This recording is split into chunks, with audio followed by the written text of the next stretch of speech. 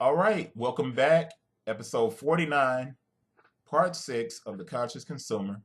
First, before we jump into today's episode, I want to give a big shout out to at Jamel Sanders for tweeting and leaving a comment on the website about The Conscious Consumer. Not a whole lot of views, but I think in time it's going to get there. But I really appreciate Brother Sanders for leaving a comment and tweeting and sharing the information.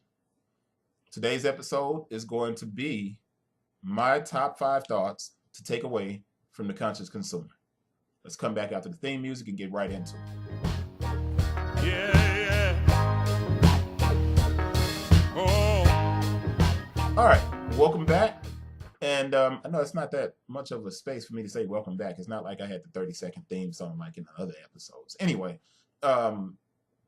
in the perfect world, the consumer would care more about how they spend their money versus the convenience of where they spend their money. Now, think about that. They would care more about how they spend their money instead of thinking only of the convenience of how they spend the money. That's been the whole point of the conscious consumer, is that the consumer has to take on more responsibility and for small businesses to become more and more successful. But there's also a responsibility on the business. The business person has to realize that convenience drives the economy. It's just that simple. If you give away your music, why would anyone ever pay you for it? You will have to work much harder to be efficient and available to the people who are going to support your business in order to succeed. So what are my top 5 takeaways from The Conscious Consumer? I'm going to try and get through these pretty quickly with a brief explanation after each one.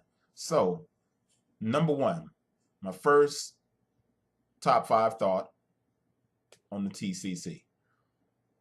Why buy a How to Be a Millionaire book when you don't know how to make $10 yet? I think that's self-explanatory. I think it's right up front. And I'm sure you get what I'm saying, but if you don't, this is what I'm saying. You can't buy a book that says this is how to be a millionaire when you haven't bought a book that says this is how you bake a cupcake, or you haven't bought a book that says this is how you format, or this is how you write HTML. Take the time to buy books that help you create your business, not the books that are simply there for motivational reasons. All right. Number 2, use your need for gratification and likes as your motivation. This one is, I think, the most important one, because I think a lot of the times you hear people say, hey, I want to start a business. So people always come to you and say, hey, I want to start a business. Or if you're on Facebook or Twitter or wherever you are in social media, you see every day, hey, I want to start a business. And what happens is people will put it out there and say it, and they'll get all of these cheers and the rah-rah, and man, that's great. Go ahead and do that. Well, the reality is those people get that gratification and they get those likes, and sometimes that's all they get, and that's the end of it. It kind of falls apart. So what I'm saying, and use the need for gratification and likes, if you just have to have that kind of rah-rah section to push you on and motivate you, that's cool. Do that. But set it up in stages. Instead of saying, hey, I'm going to start a business, tell people, hey, I'm downloading a free business plan, and I'm going to complete this business plan over the next few weeks. I'll keep you guys posted. Then people will say, man, that's cool. Rah, rah, rah. Yay. Now you can take each section of that business plan, and every time you complete a section, hey, guys, I completed my mission statement on that free business plan. It's coming together well. It's great. Everybody's like, rah, rah, rah. So you just got some more likes and some more cheers. But you've also completed your mission statement. Now you can go into your financial statement, and you can start working on that, and then tweet that out or share that with people, and people be like, yeah, you did that too. And then, you know what? After 5 or 6 times of tweeting or sharing on Facebook what you're doing in that business plan, you've completed the business plan. And at the same time, you've got those gratification that support, those likes that you kind of seek when you're looking for additional motivation. All right. Number 3, the small business has to become a content creator. I've said this in other episodes. People that are huge say this kind of stuff. You know, all of these guys that are really out there getting people to listen to them about business. Everyone says become a content creator. You have to become a content creator because you don't have enough money to outmarket the big boys. You don't have enough locations to be where everybody is already. So you have to become someone that's able to generate interest in what you're doing. You have to create content. People are going to have to see something from you in order to come back and keep coming back to you. All right. Number 4, if you're a small business or a new business, you have to be willing to teach your customer.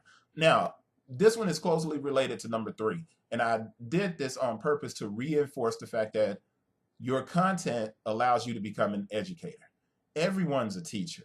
If you make a burger a certain way, you don't have to tell people your secret, but on your website, you can say, hey, I'm making this type of burger one day a week. Come on down and try it out and do a short video. And you could talk about the process of cooking to help other people become better cookers, right? And that's going to endear your customer to you. And you have to get your customer to become a lot more engaged with you, to pull them away from Sonic's and McDonald's or anywhere else if you're a small restaurant. Same thing goes if you're a musician. If you show people the process of creating the music, then more than likely they're going to buy it when it's complete. All right. Number 5, the final one.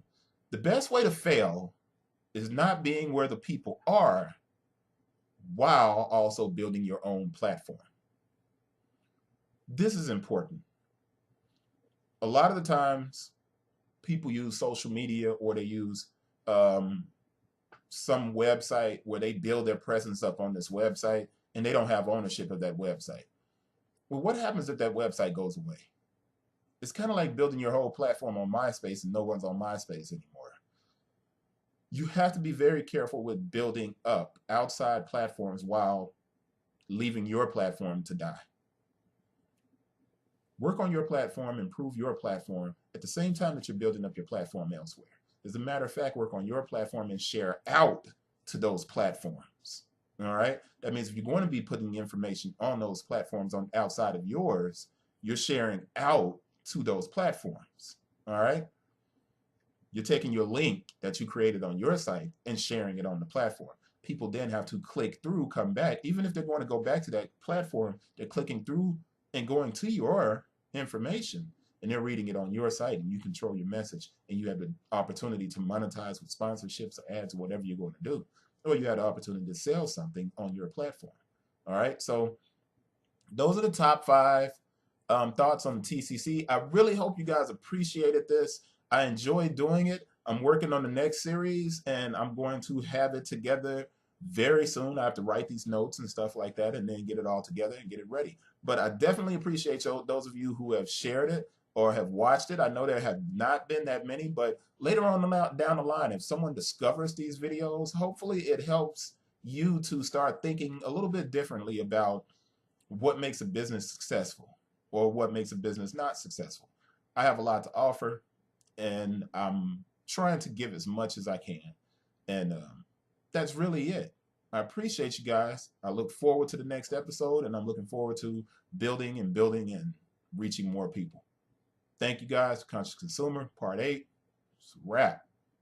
Peace.